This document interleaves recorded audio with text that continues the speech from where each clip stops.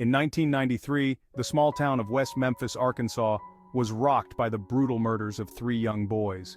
The case that followed would become one of the most controversial in American legal history. On May 5, 1993, the bodies of 3 8-year-old boys, Stevie Branch, Michael Moore, and Christopher Byers, were found in a wooded area known as Robin Hood Hills. They had been brutally beaten and left in a drainage ditch.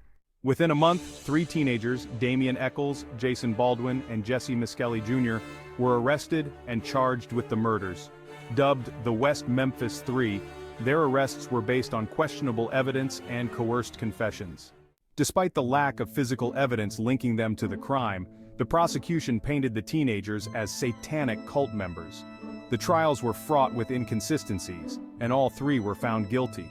Echols was sentenced to death, Baldwin to life imprisonment without parole, and Misskelley to life plus 40 years. Over the years, the case gained international attention, with many believing the 3 were wrongfully convicted. Celebrities, filmmakers, and legal experts rallied for their release, arguing that the convictions were a miscarriage of justice. The evidence was circumstantial at best. These young men were scapegoats in a town desperate for answers. In 2007, new DNA evidence emerged, none of which linked Echols, Baldwin, or Misskelley to the crime scene. This development, along with recanted witness testimonies, fueled the push for a retrial. After years of legal battles, the 3 men were offered an Alford plea in 2011, allowing them to maintain their innocence while acknowledging that the prosecution had enough evidence to convict them.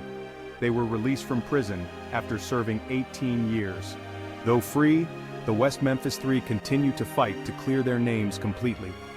Their story highlights the flaws in the justice system and the impact of wrongful convictions. We lost 18 years of our lives, but we won't stop until our names are fully cleared. The tragic deaths of Stevie Branch, Michael Moore, and Christopher Byers remain a source of sorrow. Their families continue to seek justice and closure for the loss of their children. The West Memphis 3 case serves as a sobering reminder of the importance of due process and the need for ongoing vigilance to ensure justice is truly served.